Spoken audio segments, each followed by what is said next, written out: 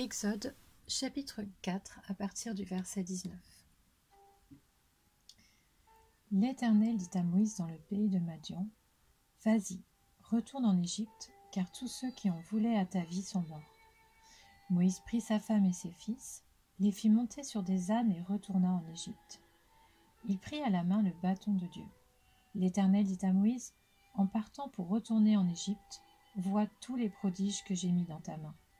Tu les feras devant le Pharaon. De mon côté, j'endurcirai son cœur, et il ne laissera pas partir le peuple. Tu annonceras au Pharaon, voici ce que dit l'Éternel. Israël est mon fils aîné. Je t'ordonne de laisser partir mon fils pour qu'il me serve.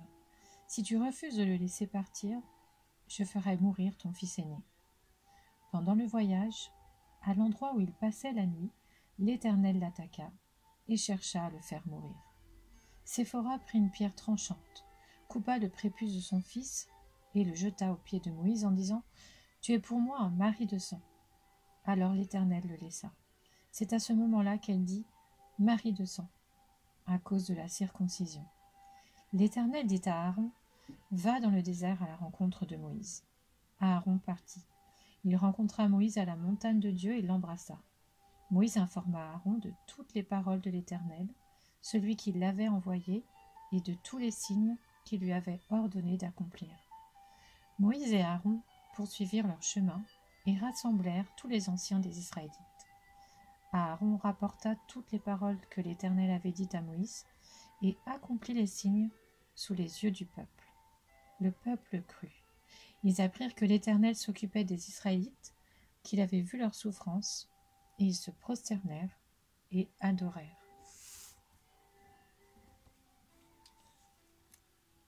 Exode, chapitre 5. Moïse et Aaron allèrent ensuite annoncer au Pharaon « Voici ce que dit l'Éternel, le Dieu d'Israël. Laisse partir mon peuple pour qu'il célèbre une fête en mon honneur dans le désert. » Le Pharaon répondit « Qui est l'Éternel pour que j'obéisse à ses ordres en laissant partir Israël ? Je ne connais pas l'Éternel, et je ne laisserai pas partir Israël. » Ils dirent « Le Dieu des Hébreux s'est présenté à nous. Permets-nous de faire 3 journées de marche dans le désert pour offrir des sacrifices à l'Éternel, notre Dieu, afin qu'il ne nous frappe pas de la peste ou de l'épée. » Le roi d'Égypte leur dit « Moïse et Aaron, pourquoi détournez-vous le peuple de son travail ? Retournez à vos corvées. » Le Pharaon ajouta « Ce peuple est maintenant nombreux dans le pays, et vous lui feriez interrompre ses corvées ?» Le jour même, le Pharaon donna aux inspecteurs et aux commissaires du peuple l'ordre suivant. Vous ne donnerez plus comme avant de la paille au peuple pour faire des briques. Ils iront eux-mêmes ramasser de la paille. Vous leur imposerez néanmoins la quantité de briques qu'ils faisaient auparavant. Vous n'en supprimerez rien. En effet, ce sont des paresseux. Voilà pourquoi ils crient. Allons offrir des sacrifices à notre Dieu. Que l'on charge ces gens de travail, qu'ils y soient occupés, et ils ne prêteront plus attention à des paroles mensongères.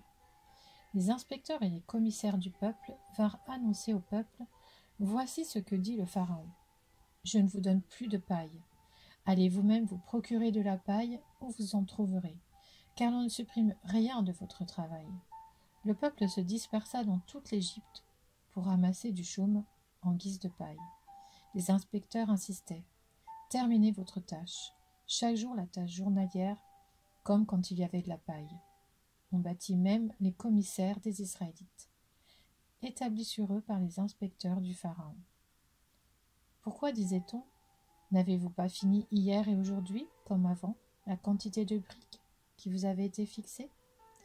Les commissaires des Israélites allèrent et se plaindre au Pharaon en disant « Pourquoi traites-tu ainsi les serviteurs ? On ne donne pas de paille à tes serviteurs et l'on nous dit « Faites des briques. » Et voici que tes serviteurs sont battus, comme si ton peuple était coupable.